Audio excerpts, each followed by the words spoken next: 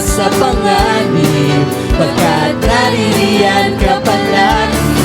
Di matitinag sa pagsubok, ang pagsama mo'y tiyak at tubos. Di mapipigil sa pag-awit, pagkat ikaw ay mabuti, pagkat ikaw ay mabuti.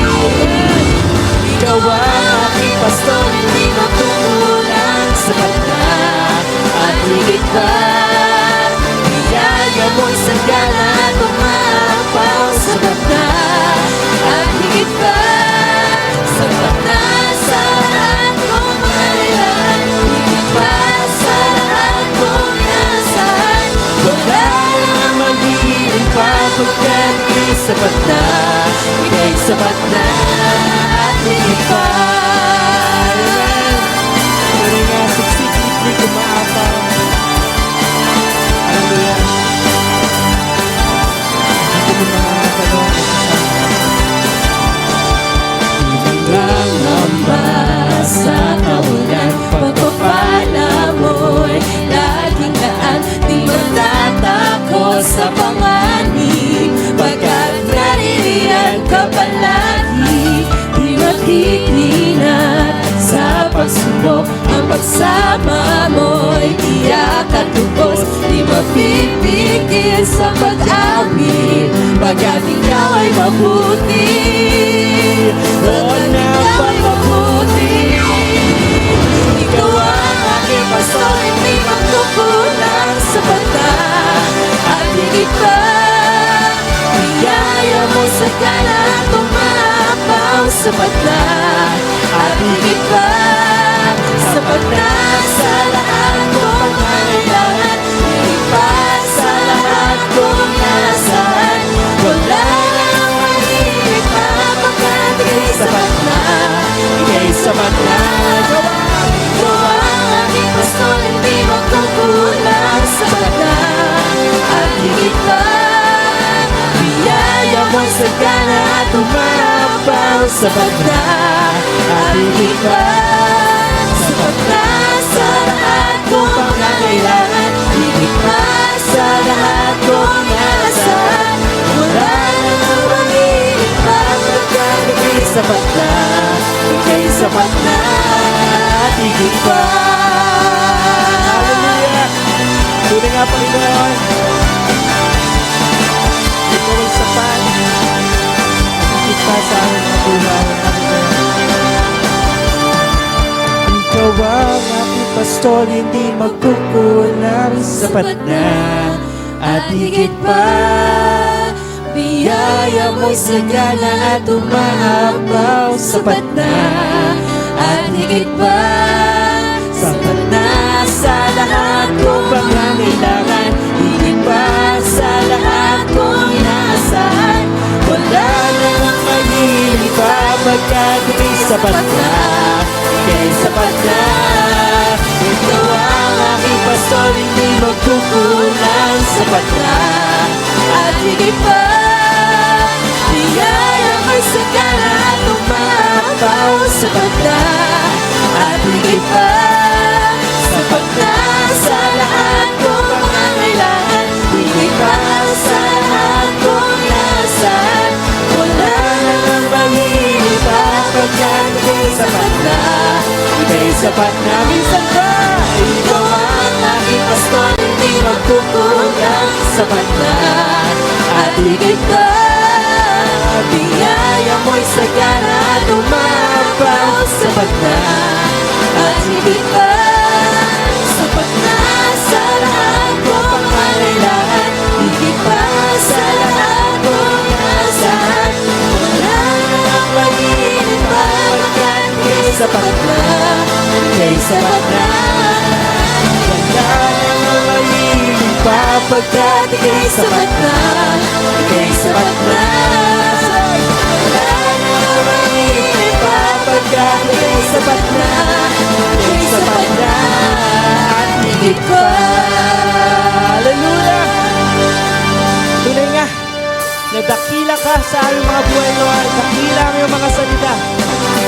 Dahil sinabi mo, hallelujah, maraming salamat, Lord. Pagpili natin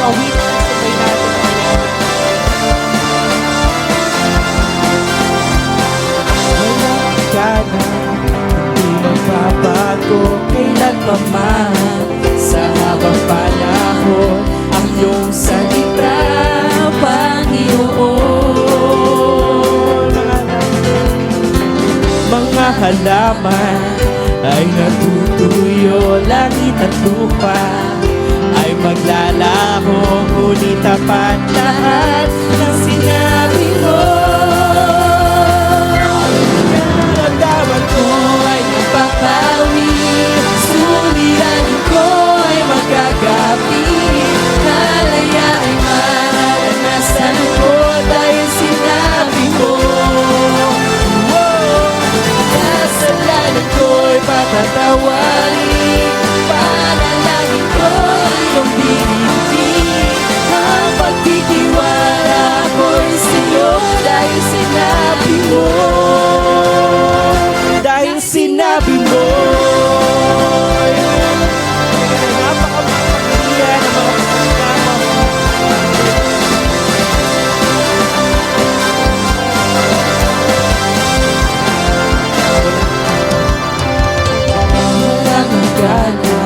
Hindi magbabago kailan pa man, sa habang panahon ang iyong salita, Panginoon. Mga halaman ay natutuyo, langit at lupa ay maglalaho, ngunit tapat lahat ng sinabi mo. Nararamdaman ko ay magpapawi, suliranin ko ay magagabi, kalaya ay mararanasan ko dahil sinabi ko. Kasalanan ko'y patatawarin, panalangin ko'y iyong pinipili, ang pagtitiwala ko'y sa'yo dahil sinabi mo.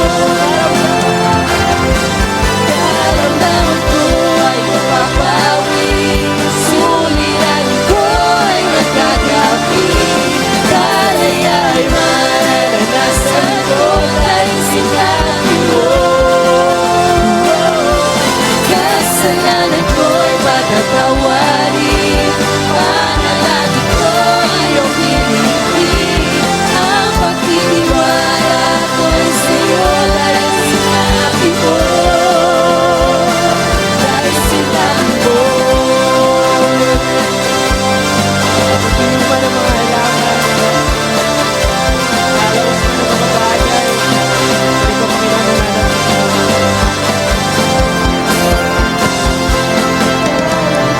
ko'y mapapawi, suliranin ko'y magagabi, kalaya ay mararanasan ko dahil sinabi mo. Kasalanan ko'y patatawarin, panalangin ko iyong dilingkin, ang pagtitiwala ko'y sa'yo dahil sinabi mo. Nararamdaman ko ay mapapawi, suliranin ko ay magkagabi, kalaya ay mararanasan ko dahil sinabi mo. Kasalanan ko'y patatawarin, panalangin ko iyong pinipili, ang pagtitiwala ko'y sa'yo dahil sinabi mo. Dahil sinabi mo. Dahil sinabi mo.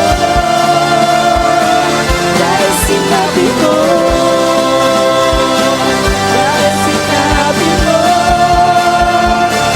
Dahil sinabi mo. Hallelujah. Tunay nga ng napakadakila ng ating Panginoon. Napakadakila ng iyong mga salita, Lord God.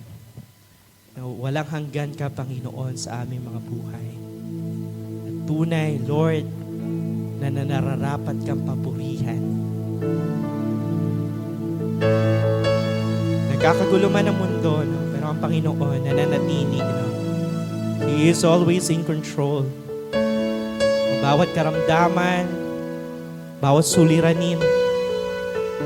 May pangako ang Lord, no? Hindi tayo iiwan, hindi pababayaan man. Deuteronomy 31 verse 6 and verse 8.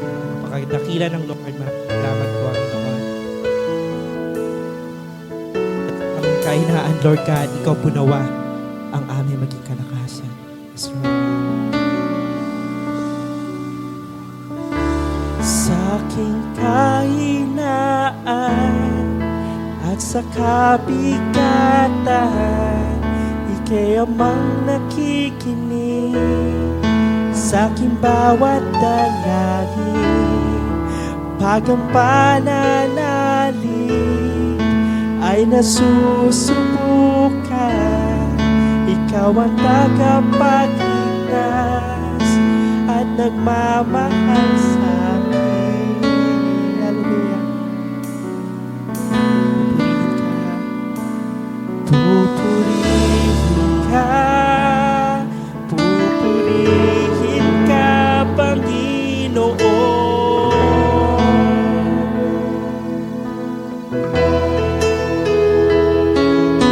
Pupurihin ka sa lahat ng pagkakataon. Amen, Lord. Isa pa.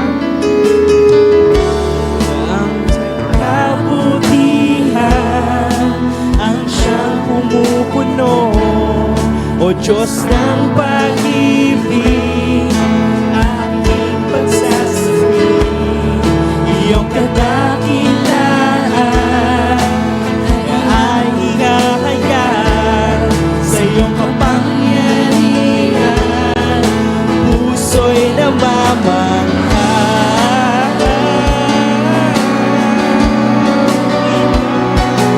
Pupurihin ka, pupurihin ka, Panginoon. Yes, Lord. Pupurihin ka sa lahat ng pagkakataon.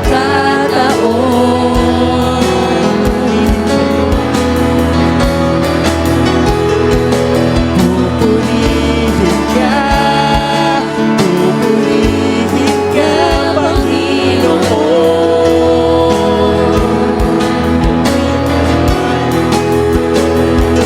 Pupurihin ka sa lahat ng pagkakataon.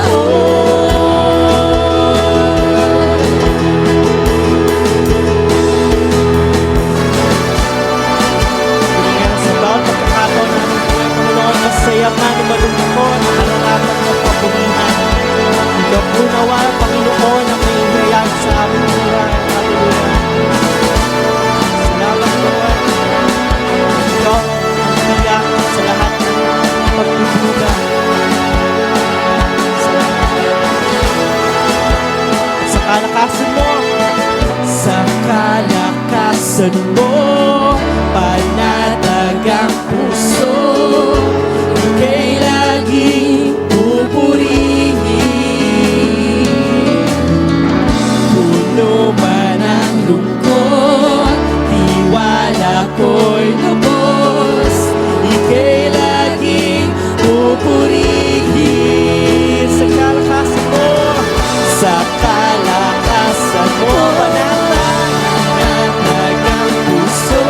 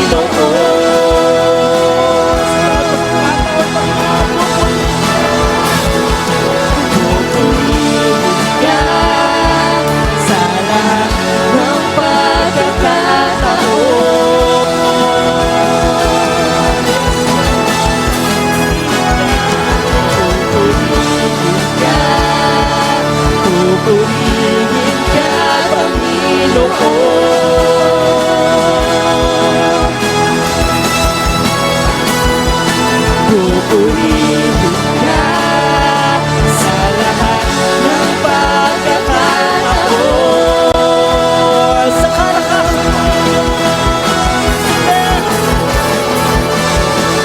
Sa kalakasan mo, panatag ang puso, ika'y laging pupurihin.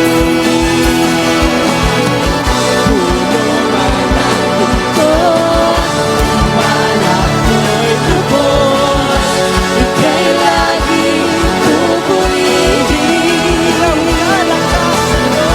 Sa kalakasan mo, panatag ang puso, ika'y laging pupurihin.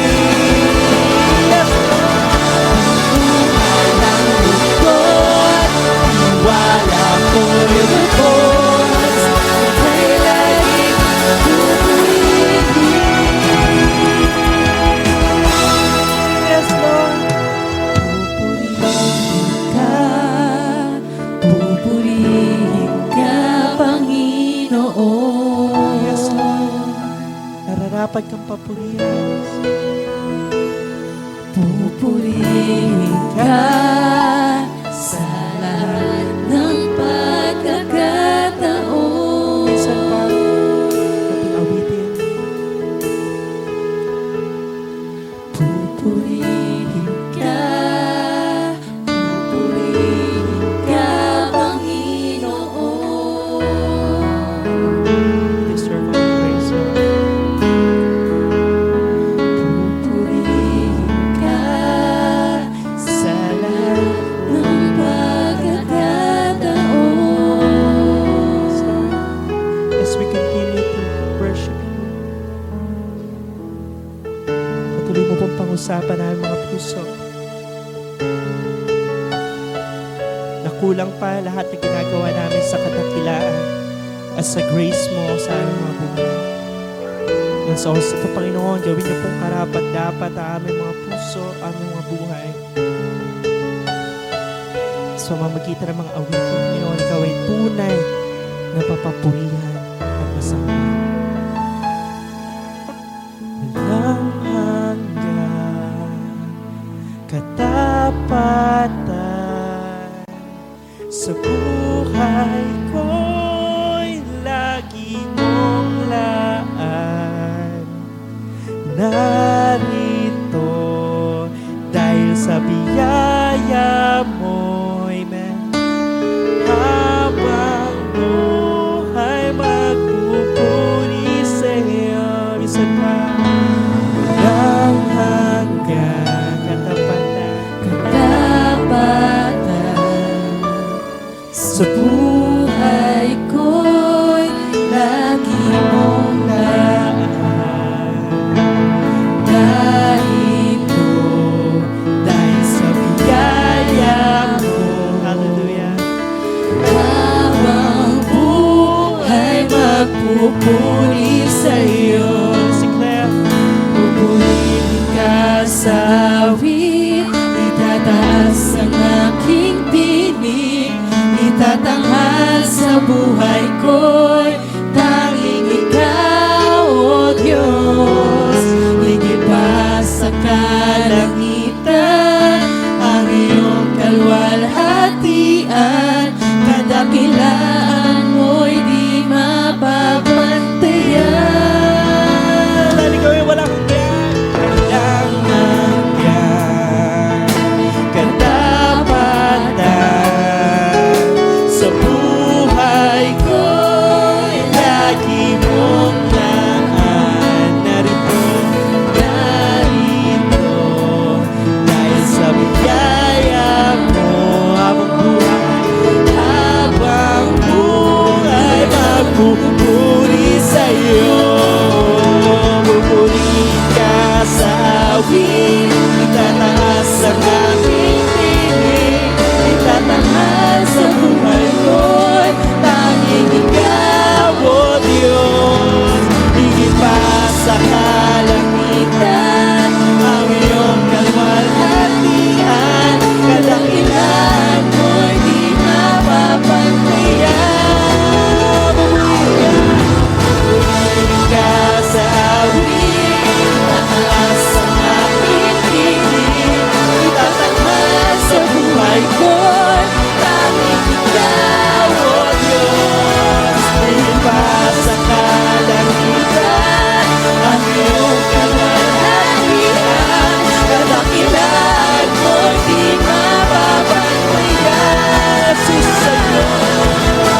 Jesus, sa'yo ang kapurihan, kalwalhatian ngayon at magpakailanman. Jesus, sa'yo ang karangalan, kapangyarihan ngayon at magpakailanman. Jesus, sa'yo ang kapurihan, kawalhatian ngayon at magpakailanman.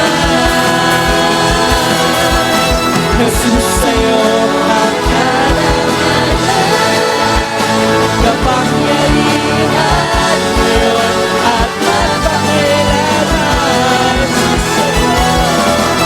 Jesus, sa'yo ang kapurihan, kalwalhatian ngayon at magpakailanman. Jesus, sa'yo ang karangalan, kapangyarihan ngayon at magpakailanman.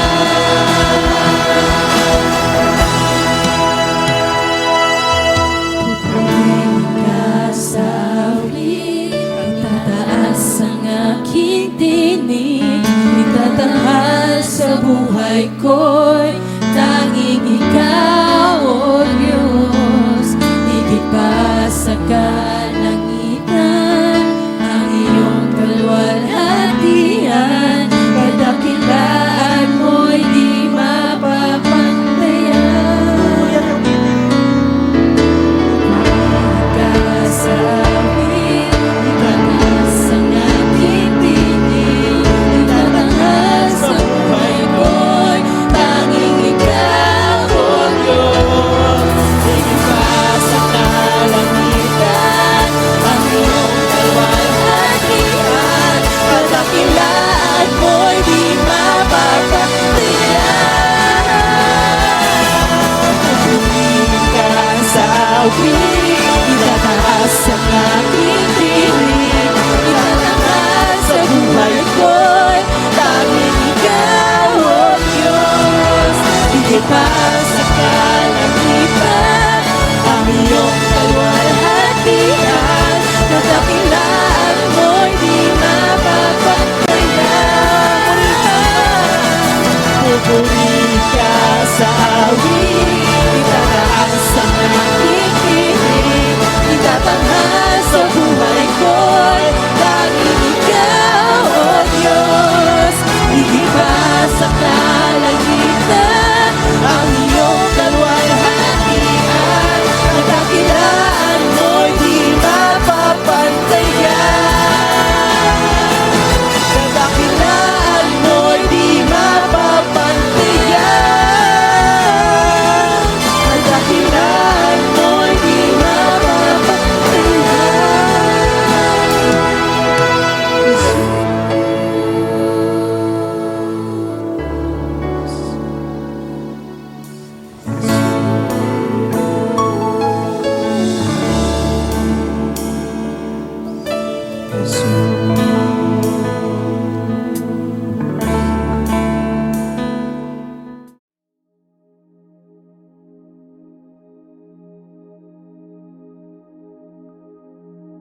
Yan, tayo po ay binigyan muli ng pagkakataon ng ating Panginoon na magsama-sama ngayong umaga at ating pong i-enjoy yung ating time.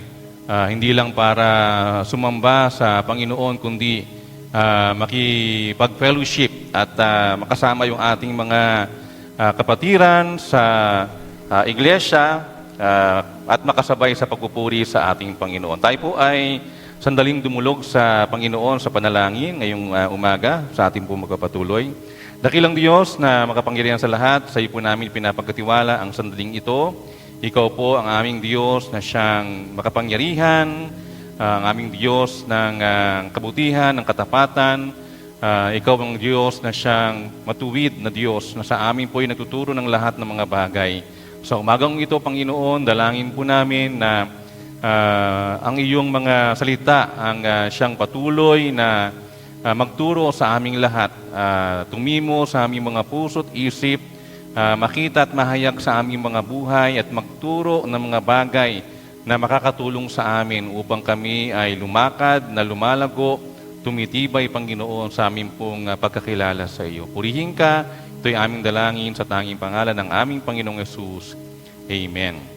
Yan. So ngayong umaga po, ang ating sinusundan pa rin na pagtalakay sa mga paksa sa ating pong iglesia ay mula po sa ating iglesia sa Kalaganapan sa temang Guided by God's Wisdom. So simula nung June, ito na po yung ating tinatalakay po sa ating pulpit. No? Iba-iba pong mga tawag dyan, mga topic na may kinalaman po sa ating pong tema sa national, sa pangkalaganapan. So this morning po, ang ating pong, yan, ayaw na naman kuya eh. Mga naghahanap na ng kapatid to, kapalit. Yan. Okay, so ang ating topic po ay may pamagat na discerning God's voice. No, ano bang ibig sabihin ng title ng ating pong paksa ngayong umaga? Sa Tagalog po yan, pag-unawa sa tinig ng Diyos. Pag-unawa sa tinig ng Diyos. So, how are we going to discern God's voice? O paano natin mauunawaan o makikilala yung tinig ng Diyos sa ating pong mga buhay? So, naniniwala po ba kayo na ang Diyos ay nakikipag-usap sa atin araw-araw? Amen. Yan. So may iba't ibang kaparaanan po ang Panginoon ng pakikipag-usap po sa ating lahat. At mahalaga na sa ating pong mga buhay, alam natin kung paano malaman kung yun bang narinig nating tinig ay tinig talaga ng Diyos. Baka ibang tinig po iyon. Ano po? Mahirap po yun. No, baka ibang tinig yung ating pong marinig. Sabi nga po, sa gitna ng napakaraming espiritual na tinig ngayon, no, na ating pong narinig, ang susi sa pagkilala sa tunay na otoridad ng Diyos ay ang pagsusuri sa mensahe gamit ang salita ng Diyos. So, ibig sabihin, babalik pa rin po tayo doon sa, sabi nga, malalim na pagsusuri sa message na ginagamit ang salita ng ating Panginoon. Sabi nga po, di ba, but Scripture makes it clear, not every voice is from God. Pinakita po at pinakilala ng Biblia o ng banal na kasulatan na klaro, hindi lahat ng ating naririnig na tinig o boses o salita ay nagmumula sa ating Panginoon. Siguro mamaya mas mauunawaan natin yung ibig sabihin po ni Pastor. Ano po? Anong bang ibig sabihin nito? Na hindi lahat ng boses o tinig o salita na ating naririnig ay galing sa Panginoon. No, galing sa ating Diyos. So puntahan muna natin yung ibig sabihin ng word na discernment. Kapag sinabing discernment, no, ang ibig sabihin po nito sa Tagalog ay pag-unawa o pagkakilala. No, when we have the capability to discern, ibig sabihin sa Tagalog, nauunawaan natin o nakikilala natin yung isang bagay. Lalo kung ang pinag-uusapan ay boses. Di ba? No, kapag tayo ay nasa dilim o kaya nakapikit, kapag may narinig tayong boses o tinig, di ba, alam natin kung kaninong boses yun. No, alam kaagad natin, pag boses ng nanay yun, medyo masungit yung boses. Di ba? Yung may utos na kasama. Di ba? Alam kaagad kapag boses ng tatay. O kaya, nung mga panahon noon, alam kaagad pag sit-sit ng tatay. No, yung sit-sit lang nun, very powerful. Ngayon kasi kahit na ilang sit-sit ang gawin, mukhang walang dating no, sa mga bata ngayon. No, pero yung sit-sit ni nanay o ni tatay, no, alam ka agad yun ng mga anak. No, parang nag-aapoy na yung puwet para umuwi o nininervyos ka na dahil hindi mo alam ang gagawin mo, baka may ginawa kang masama. Kaya may sit-sit si nanay o may sit-sit si tatay. No, so alam natin yung tinig. No, kapag sinabing discernment, ito yung ating kakayahan, ito yung nagagawa natin. Nauunawaan natin at nakikilala natin yung isang tinig kung kanino man ito nagmumula. No, sa ating pong teksto ngayong umaga, no, dalawa po yung ating teksto. Una sa 1 John chapter 4 verse 1. Ang sabi po diyan sa NIV, Dear friends, do not believe every spirit, but test the spirits to see whether they are from God, because many false prophets have gone out into the world. No, sa mabuting balita Biblia o magandang balita Biblia, sabi po doon, mga minamahal, huwag ninyong paniwalaan ang bawat nagsasabing nasa kanila ang Espiritu. Sa halip, subukin ninyo sila upang malaman kung talagang mula sa Diyos ang Espiritong nasa kanila, sapagkat marami ng huwad na propeta sa mundong ito. So yan po ay sa Bagong Tipan, no? Medyo malayo from the Old Testament. Pero puntahan po natin yung Old Testament. Sa Book of Deuteronomy chapter 13, verse 1 to verse 3, sa NIV version. No, if a prophet or one who foretells by dreams appears among you and announces to you a sign or wonder, sa verse 2, and if the sign or wonder spoken of takes place, and the prophet says, let us follow other gods you have not known, and let us worship them. Verse 3, ang sabi po doon, you must not listen to the words of that prophet or dreamer.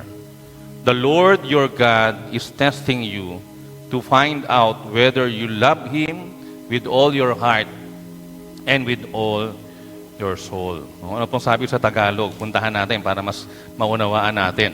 No, sa Tagalog version, sa mabuting balita o magandang balita Biblia, kung sa inyo'y may lumitaw na propeta o nagbibigay ng kahulugan sa mga panaginip at nagpakita siya ng kababalaghan o kaya'y nagkatotoo ang kanyang pahayag, subalit hinihikayat kayong sumamba sa mga Diyos-Diyosang hindi naman ninyo kilala, huwag kayong makikinig sa kanya. Pagsubok lamang iyon ni Yahweh sa inyo kung talagang iniibig ninyo siya ng buong puso at buong kaluluwa. Yan. So napakaklaro po nung mga talata na ating pong pagbabatayan ng ating mensahe ngayong umaga. Alam niyo po mga kapatid, every spiritual claim, impression, or teaching, it must be tested by the truth of Christ. Lahat ng ating pong narinig na mga bagay na espiritual, lahat ng katuruan, especially, ito po'y dapat sinusuri o dumadaan sa testing sa katotohanan ng ating Panginoong Yesus, which is revealed in Scripture. Ito po ay ipinapakita, ipinapahayag ng salita ng Diyos. Kaya pupunta pa rin tayo, uuwi pa rin tayo sa manual natin, sa Bible. So napakahalaga na kung meron man tayong susuriing mga bagay o turo na ating pong narinig from outside ng ating mga buhay, no, yung real world, diba? Yung tunay na buhay sa paligid. Lahat ng bagay na yan, lahat ng ating boses na narinig, lahat ng katuruan, even the impressions or even the claims, kailangan po yan subukin ng katotohanan ni Kristo na pinapahayag po ng kanyang mga salita. Kasi ito yung ating ito yung ating manual, ito yung ating pinagkukunan ng lahat ng bagay na meron tayo. Ito yung ating sinusunod, no? Kung hindi ito yung ating susundin, maliligaw po tayo ng landas bilang anak ng Diyos, bilang mga mananampalataya. Ano po yung ibig sabihin niyan? Alam naman natin, pinag-uutos ng Biblia na huwag tayong maniwala agad sa bawat espiritual na pahayag, kundi suriin natin kung ito ba ay tunay na nagmumula sa Diyos. Lalo po sa panahon ngayon, di ba? Ang dami tayong nakikita, naririnig, no, sa social media, ang daming fake news.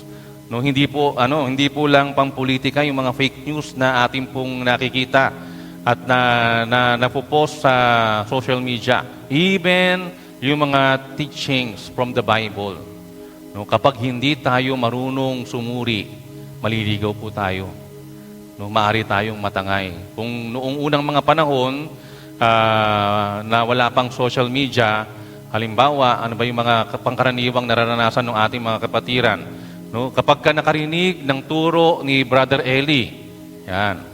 So medyo nagwe-wave yung faith, no, yung naaral sa kanya from Sunday school yung natutunan niya from Bible study, yung narinig niya sa preaching, nawawala, nakakalimutan. Bakit? Kasi ang husay ni Brother Eli magsalita, basa.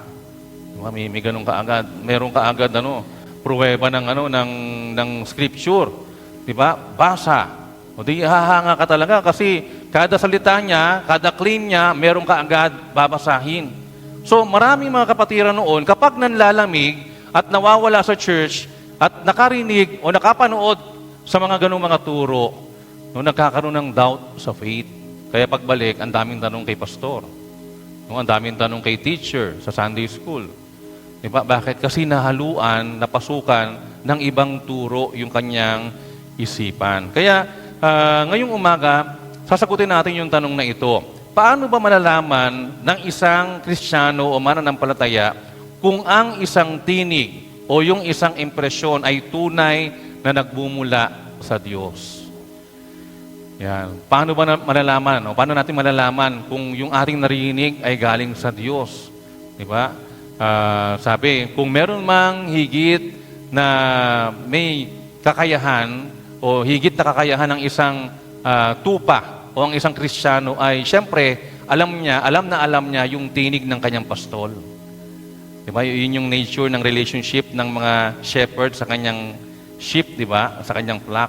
Alam ng tinig ng kanyang alam ng mga tupa na kanyang inaalagaan o alam ng kanyang kawan yung kanyang boses. Kahit naman sa mga alaga nating hayop, di ba? Kung may aso ka, kung may pusa ka, pag narinig yung boses mo, lalapit ka agad yun. Alam niya yung boses natin. No, pag ibang boses, tatahol. O kaya mangangagat na kaagad. Di ba? Pero pag boses ng kanyang amo, alam niya kaagad, kilala niya. So, paano malalaman natin na mga mananampalataya kung ang isang tinig o impression ay tunay na nagmumula sa Diyos? Meron pong tatlong bagay. Una, do not trust every spirit. Do not trust every spirit. Huwag nating pagtitiwalaan lahat ng espiritu na ating naririnig o natutunghayan sa ating mga buhay. Ano bang ibig sabihin ni Pastor? Baka iniisip nyo, yung espiritu, yung nakikita, yung mga evil spirit, hindi po yun ang tinutukoy ni Pastor o ng ating pagbubulay. No, ano pong sabi doon sa 1 John 4:1? No, unang 1:4:1.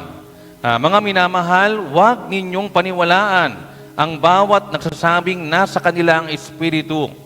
Sa halip, subukin ninyo siya o subukin ninyo sila upang malaman kung talagang mula sa Diyos ang espiritong nasa kanila, sapagkat marami ng huwad na propeta sa mundong ito. Yun. So, ang ibig sabihin nung pagtukoy doon sa espiritu ay yung espiritong naroon sa mga tao na ang sabi, nasa kanila ang espiritu.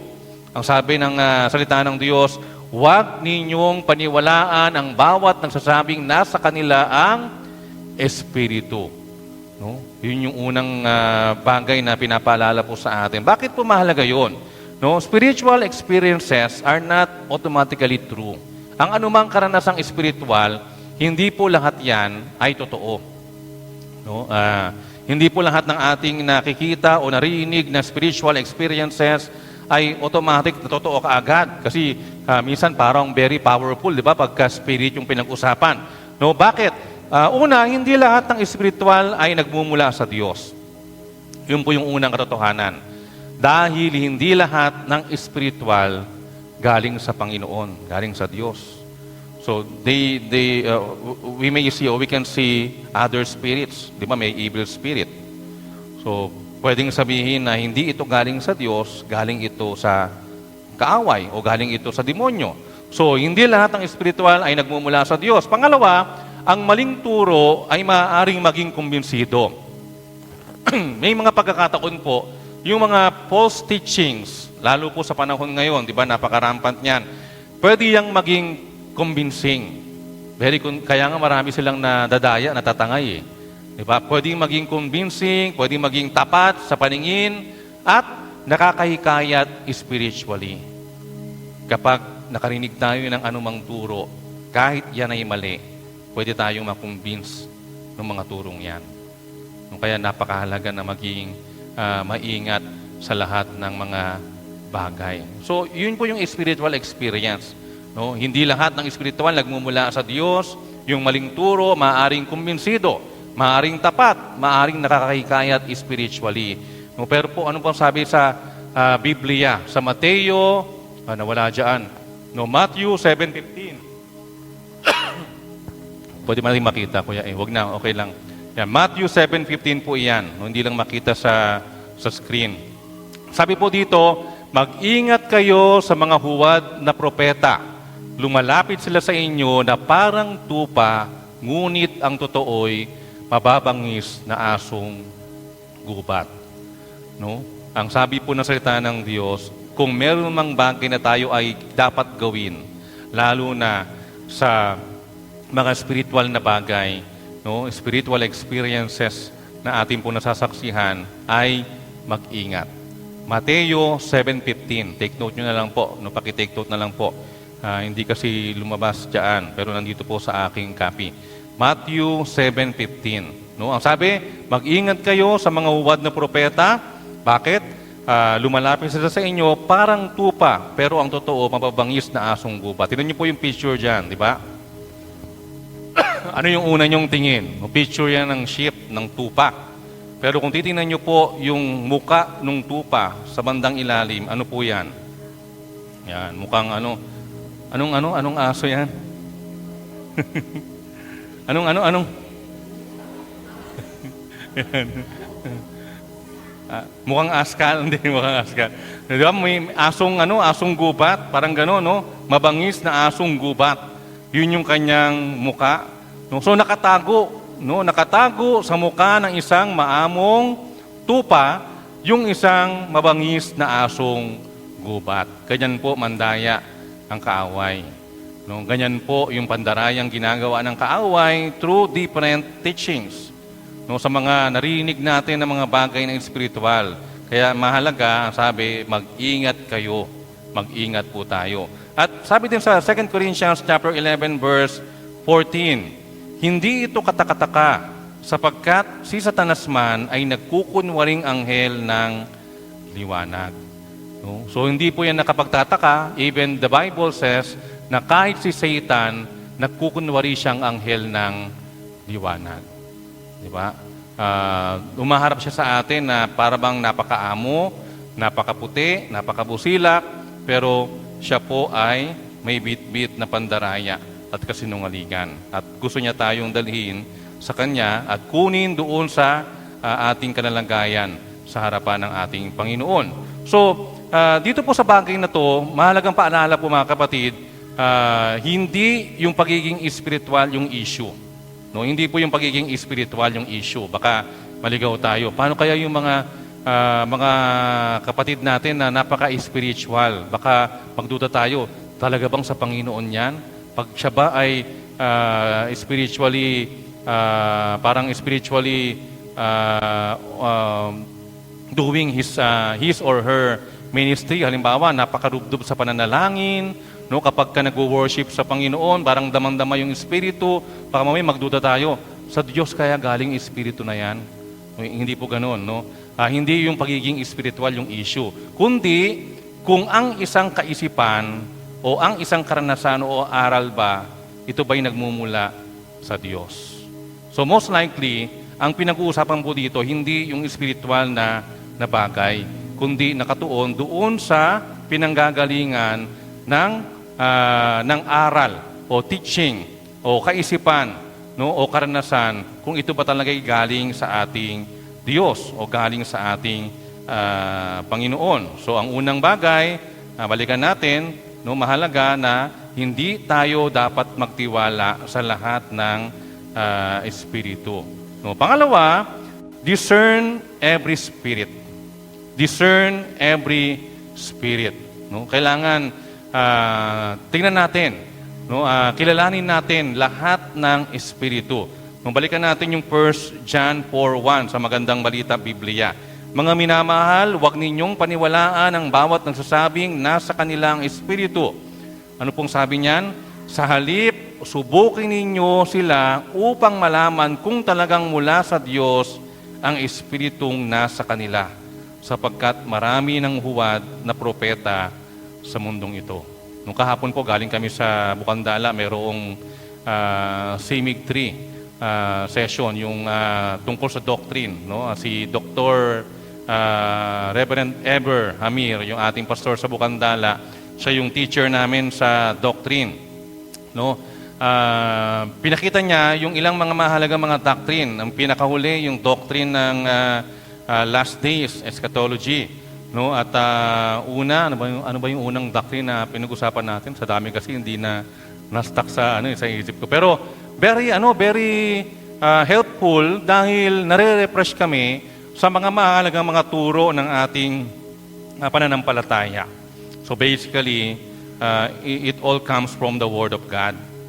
No, na mayroong proper interpretation. So, mahalaga po sa ating mga buhay that we have to discern every spirit.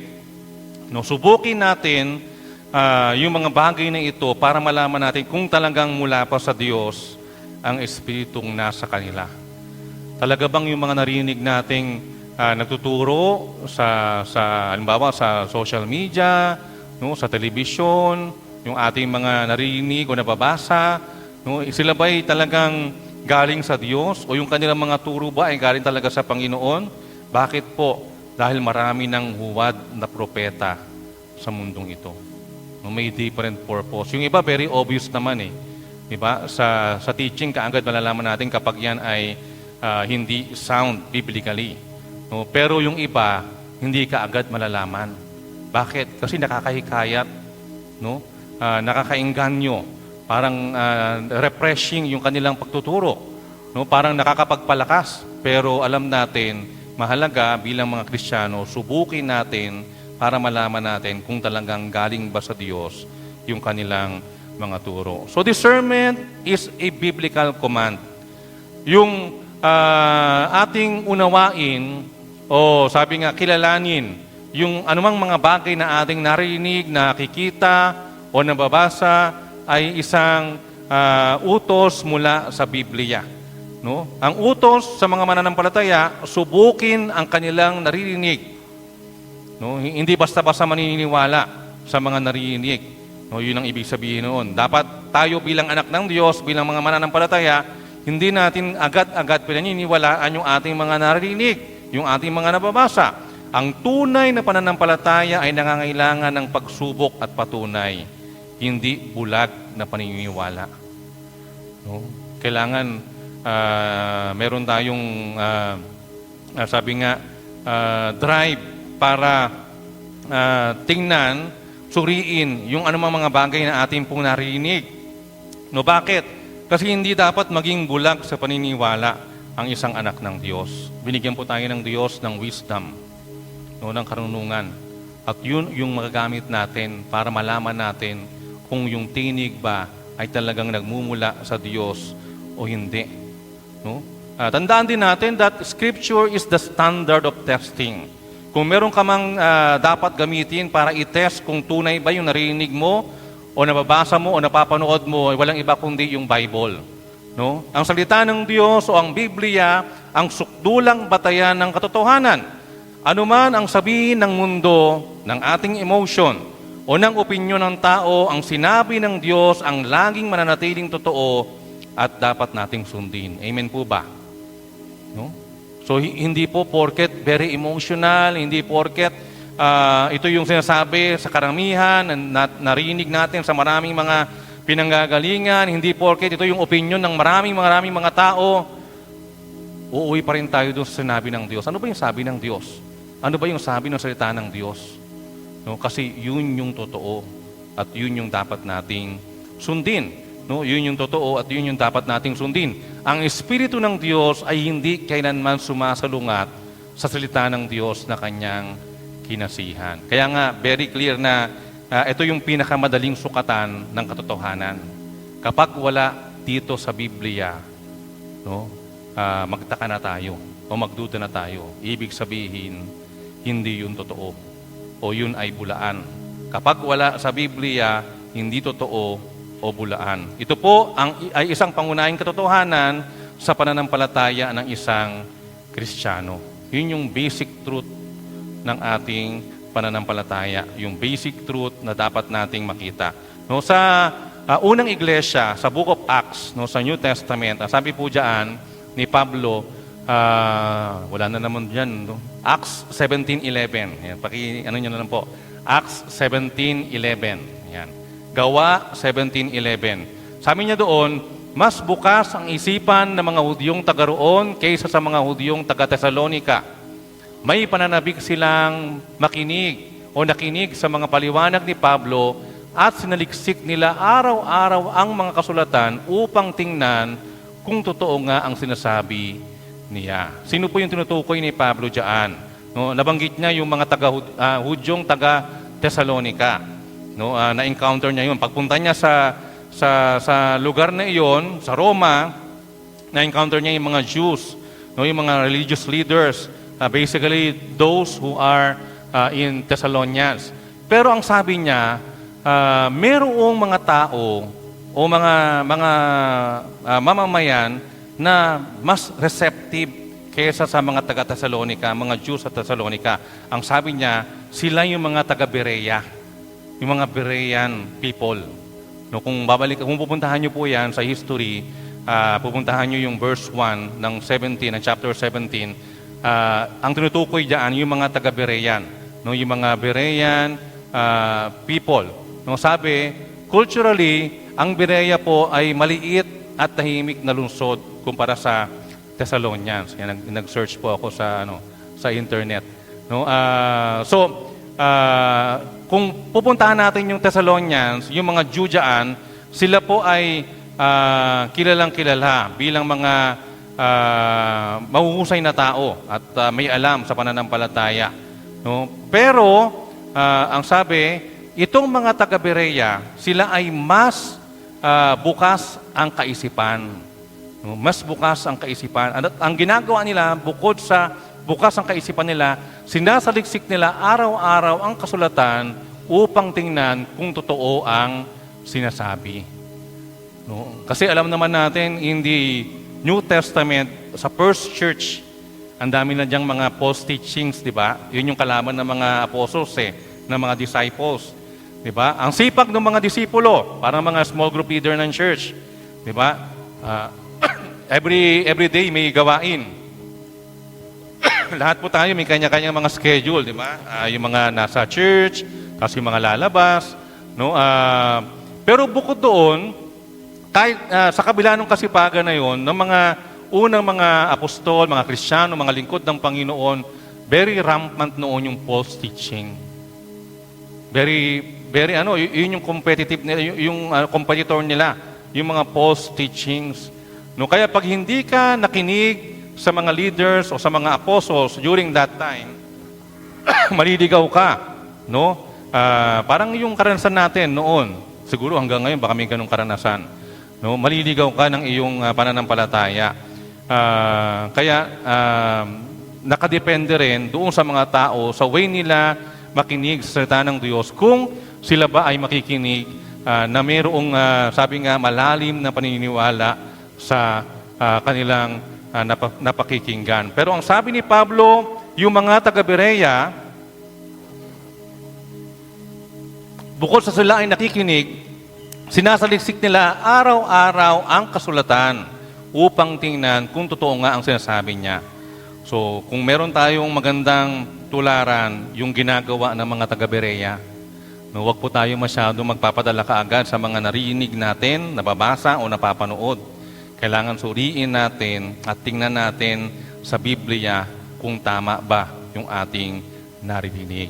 No, sa Book of Isaiah naman, chapter 8, verse 20, sabi po doon, ganito ang inyong isasagot.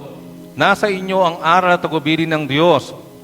Huwag kayong makikinig sa mga sumasangguni sa Espiritu, ipapahamak lang kayo ng mga iyon. No? So, going back sa Old Testament, kung merong mga false teaching sa New Testament, sa Old Testament meron na din. Nandiyan na yung mga manggagaway, no? Yung mga ano ba tawag doon?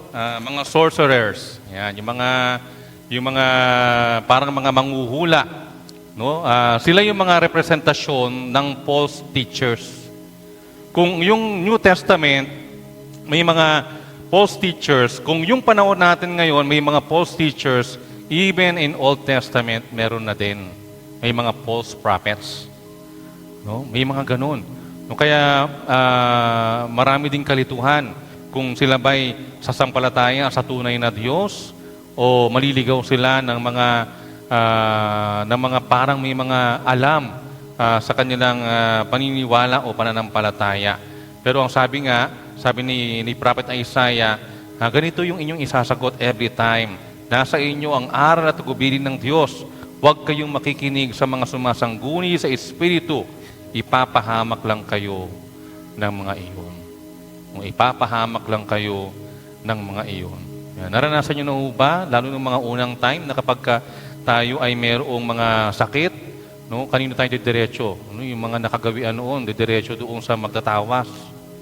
Kasi baka alam nila yung espiritu na, na may dala ng sakit. Kung bakit ganoon, ba't ganyan. Diba? Yun old times. No, yun yung ating nakagawian. Pupunta tayo doon sa mga tao na tinitingnan natin spiritually may kakayahan na gamutin yung ating sakit. No, sumasangguni tayo doon sa mga ganung mga tao. Pero ang sabi po, if we will go to the Bible, the Old Testament, no, parang katulad niyan, no, sabi, ipapahamak lang kayo ng mga iyon. Ano pong ibig sabihin niya, mga kapatid? Every voice must be tested, and it must be tested by the authority of the Scripture. Tayo po ay inuutusang mag-ingat, di ba? Mag-ingat sa pakikinig o panonood ng anumang mga bagay na ating narinig. And we have to discern every spirit. Dapat kilalanin po natin kung ano ba yung ating narinig o napapanood o na nakikita sa ating pong mga buhay. No? Bakit? Kasi lahat ng mga boses, lahat ng mga tinig, no, lalo na kapag tungkol sa pananampalataya o sa espiritual na bagay, it must be tested by the authority of the Bible. Sa Bible pa rin. Babalik pa rin tayo sa Biblia. Babalik pa rin tayo sa salita ng Diyos. No, babalik pa rin tayo sa manual ng buhay natin. Pangatlo, depend on the Spirit of truth who glorifies Christ. No, kung tayo man ay pinag-iingat, tayo man ay inuutusang kilalanin yung mga boses na ating narinig, we also have to depend on the Spirit of truth who glorifies Christ. No? Kailangan suriin natin yung anumang espiritu. At ang ating pananigan o dependihan ng ating mga pananampalataya at buhay ay ang espiritu ng katotohanan, no? Which is the one who glorifies Christ. So, balikan natin yung ating teksto sa verse 2 and 3 ng 1 John chapter 4. Kung sabi po doon sa magandang balita, ito ang palatandaan ng Espiritu ng Diyos nga ang nasa kanila. Kung ipinapahayag nila na si Hesukristo ay dumating bilang tao, kung hindi gayon ang kanilang ipinapahayag tungkol kay Jesus, hindi mula sa Diyos ang Espiritong nasa kanila. Ang Espiritu ng kaaway ni Kristo ang nasa kanila. Narinig na ninyong ito'y darating at ngayon nga'y nasa sanlibutan na. No, ito po yung isa sa mga bagay na binabanggit sa ating teksto. No, pangalawa, doon sa Deuteronomy chapter 13, verse 1, 2, and 3. No, puntahan ulit natin. Sabi po doon, kung sa inyo'y may lumitaw na propeta o nagbibigay ng kahulugan sa mga panaginip at nagpakita siya ng kababalaghan o kaya'y nagkatotoo ang kanyang pahayag, subalit hinihikayat kayong sumamba sa mga Diyos-Diyosang hindi naman ninyo kilala. Yan, uso yan ngayon. Diba? Kahit noon, uso na. Yung mga Grecian people, no, even the Romans, they were oriented to have different gods. Maraming Diyos, maraming Diyos-Diyosan. No, merong Diyos ng dagat, may Diyos ng lupa, may Diyos ng buwan, no, may Diyos ng tawag dito, yung pagbubuntis, lahat. No, may ganong Diyos. Sa panahon natin, may ganon pa din. No, may mga paniniwala pa rin may mga ganoon. No, sabi, at nagpakita siya ng kababalaghan o kaya'y nagkatotoo ang kanyang pahayag, subalit hindi kahit kayong sumamba sa mga Diyos-Diyos ang hindi naman ninyo kilala, sabi verse 3, huwag kayong makikinig sa Kanya. No? Pagsubok lamang iyon ni Yahweh sa inyo kung talagang iniibig nyo siya ng buong puso at kaluluwa. No? Ang bilin po sa atin, huwag tayong makikinig. Huwag tayong makikinig. Bakit po? True spiritual guidance is centered on Christ and God's Word. Ang tunay na guidance ng buhay natin, ang tunay na mga bagay espiritual, ay nakasentro kay Kristo at sa Kanyang salita. No? Yun lang yun. Yun yung pinakamatibay na sandigan. Hindi magigiba. Nakasentro kay Kristo, nakasentro sa Kanyang salita. Kaya nga sabi, ang totoo at banal na Espiritu ay palagi nagpapatotoo at nagpapatibay sa katotohanan tungkol kay Hesukristo. Anumang mensahe na nagpapababa o nagpapadungis ng tunay o sa tunay na katauhan ni Kristo ay huwad. Kung kapag may problema na sa teaching about Jesus o regarding Jesus, no, halimbawa kung si Jesus ay tao o tao lang, yan, medyo mali na po yun sa ating paniniwala according sa Bible. No? Gaano man kapangyarihan ang mga himala o palatandaan ipinapakita nito, hindi dapat tayo basta-basta maniniwala. No? Very impressive, di ba? Napalakad yung bulag, di ba? Nakakita yung pilay. Impressive talaga yun, di ba? Mantakin nyo, di ba? Nakarinig yung pipi. Tapos nakapagsalita yung bingi. Yan, no? Impressive yun. Ang dami ka agad maniniwala pagka ganoon. Pero tandaan natin, hindi po dapat nating paniwalaan, lalo na kung dinudungisan yung tunay na katapuhan ng ating Panginoong Jesus. Sabi nga po, even signs must be tested by truth. Ang himala ay hindi nagpapatunay na totoo ang isang bagay kung ito ay kasinungalingan. Sabi nga ni Noah Honor, di ba? Walang himala. Yan, sabi, anumang himala o ang himala ay hindi nagpapatunay na totoo ang isang bagay kung ito ay kasinungalingan. So paano yung pastor kung may himala talaga? Di ba? Pero sabi, ito ay hindi totoo. No? Pinahihintulutan ng Diyos ang pagsubok upang ihayag kung sino ang tunay na nagmamay-ari sa Kanya. Minsan sa pagsubok doon sa mga himalang ginagawa ng mga iba't ibang mga tao, no, sinusubok yon para malaman sino ba yung may-ari ng mga taong yun na gumagawa ng himala. Sila ba ay sa Diyos o sila ba ay hindi sa Diyos? So hindi porket yun nga napapalakad niya yung pilay, di ba? Hindi porket nakakapagsalita yung pipi o nagawa niya yung ipagsalita, no? Siya ay sa Diyos na. Kailangan alamin natin, no? I-test natin by the truth of God kung sila ba ay sa Panginoon. Sabi po sa John 16:14, pararangalan niya ako sapagkat tatanggapin ng Espiritu mula sa akin ang ipahahayag niya sa inyo. No? Ang isang sukatan na ito'y galing sa Panginoon kung ito po ay nagpaparangal sa Diyos. Pinararangalan ng ating Panginoon.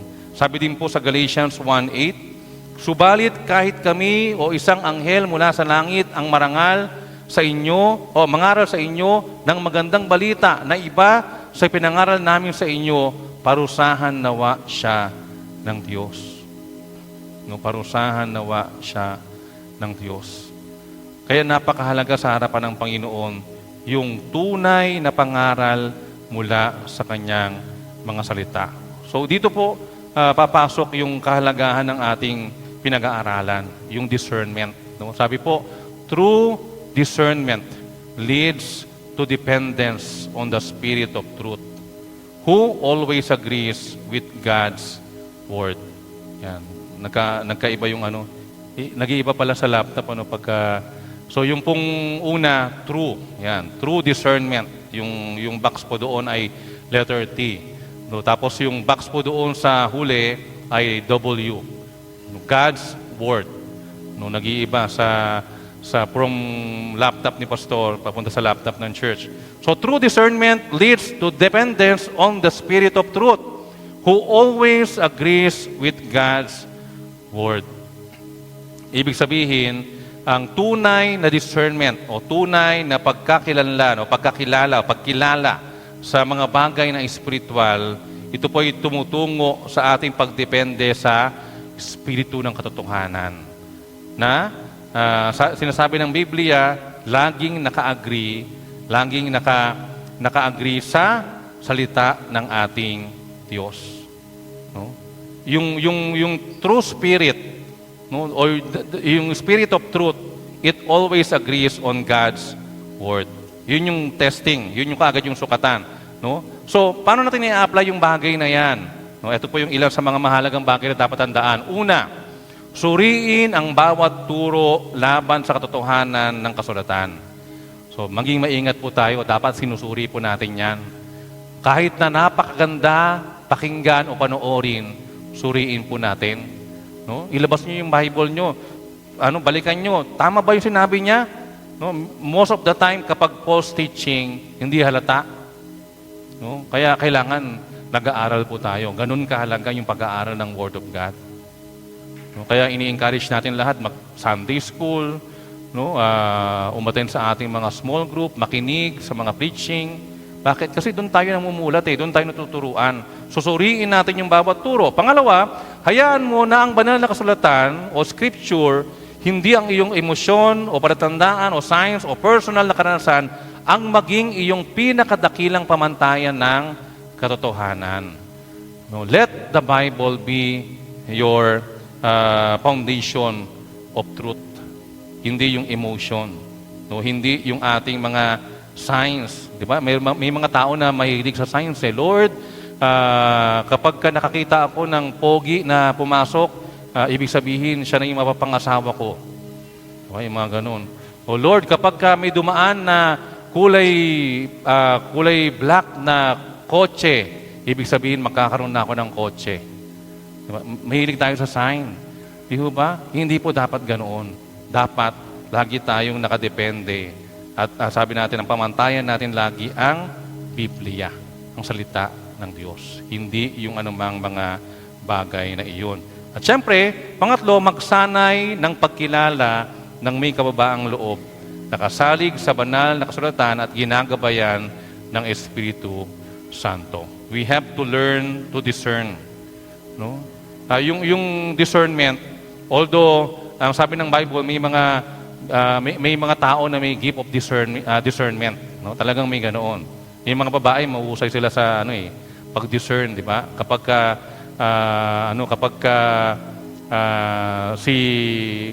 Si husband nila ay ng babae, may mahusay, di ba? Amen ba?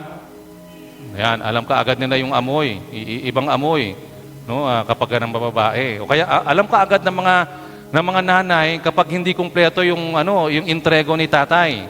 Amen ba? No, amen din. Konti yung amen. No, so, yung discernment, ito po ay pwede nating matutunan. And we have to learn to discern. No? And yung discernment na ito, we have to learn this with humility. May kababaang loob. No? Bakit? Kasi dapat nakasalig yan sa Bible. No? Dapat ginagabayan tayo ng Espiritu Santo, ng banal na Espiritu. At pang-apat, sabi, manatiling nakaugat sa katotohanan ng Diyos upang hindi ka madaling malinlang. Ang kanyang salita ang sisilbing proteksyon mo laban sa mga kasinungalingan ng mundo. No? So, ilang bagay yan? 4, suriin ang bawat turo laban sa katotohanan. Hayaan mo ang banal na kasulatan o scripture, hindi yung iyong sarili, ang maging pamantayan ng katotohanan, magsanay ng pagkilala, no, learn to discern o how to discern, ng mayroong humility at manatiling nakaugat sa katotohanan ng Diyos. No, kailangan lagi tayong rooted by God's word. No, alaga sa salita ng Diyos. Kasi pag hindi, mababaw yung ugat, madaling mabunot, madaling matangay. Kailangan malalim yung ating sabi nga, pananampalataya. So, bilang conclusion, sabi nga po, hindi lahat ng tinig na mukhang espiritual, yan po ay galing sa Diyos. No, hindi lahat ng boses na narinig natin, spiritual na boses, sabi, ay galing sa Diyos. Inuutusan ng kasulatan yung mga Kristiyano, tayo, na huwag paniwalaan ang bawat espiritu, kundi subukin ang mga ito at umasa sa espiritu ng katotohanan. Pangalawa, ibinigay ng Diyos ang kanyang salita bilang pamantayan ng katotohanan at ang kanyang espiritu bilang gabay dito. No, ang hindi paggamit ng espiritual na pagkilala o discernment ay nagbubunga ng panlilinlang. No, kapag hindi tayo marunong sa discernment, hindi natin alam gamitin yung discerning spirit, no, ito po ay pwedeng magbunga ng panlilinlang. Pwede po tayong madaya. Yung pamumuhay ng may pagkilala ay pananatiling matatag sa katotohanan ng ating Diyos. Kaya napakahalaga talaga, we are founded by God's Word. No, we are founded by God's Word. No, bilang huling pangungusap, ang sabi, ang Diyos ay tiyak na nagpahayag sa pamamagitan ng banal na kasulatan. Ang banal na Espiritu ay hindi kailanman mag-aakay na salungat sa salitang kanyang kinasihan. Ang Biblia ang ating pinakasukatan ng katotohanan. So, we have to learn to discern. Discern the truth from the Bible. No? Hindi po tayo matututong, sabi nga, kumilala ng mga tinig kung ito ba'y galing talaga sa Diyos. Ano? Hindi tayo matututong kumilala ng mga boses kung ito ba talaga ay from God, kung hindi tayo, sabi nga, nakasalig sa kanyang mga salita. Ang Biblia ang ating pinakasukatan ng katotohanan. Tayo po ay manalangin. Dakilang Diyos na makapangyarihan sa lahat, sa umagang ito, Panginoon, Ikaw po ang aming kinikilala na siyang pinakamatibay naming sandigan. Ang iyo pong salita, Panginoon, ang dapat naming kilalanin sa buhay na ito. Ang iyo pong mga salita, Panginoon, ang dapat naming panaligan sa buhay na ito. Wala kaming ibang bagay na dapat pakinggan, lalo na kung hindi ito nanggagaling sa iyo, Panginoon. Tulungan mo kami, O Diyos, na matutong makilala ang mga tinig na dumadaan sa aming paningin, ang mga tinig na dumadaan sa aming mga pandinig, ang mga tinig na dumadaan sa aming mga buhay. At matuto kami, Panginoon, na suriin ang mga bagay na ito kung ito ba ay galing sa iyo o hindi. Samahan mo kami, Panginoon, gawing matibay sa aming pananampalataya na laging nakasalig sa iyong mga salita. Lagi kaming kukonsulta, Panginoon, sa mga sinasabi mo sa amin pong mga buhay. Maraming salamat po, dakilang Diyos. Purihin ka sa umagang ito. Ito'y aming dalangin sa tanging pangalan po ng aming Panginoong Yesus. Amen. Purihin po, Panginoon.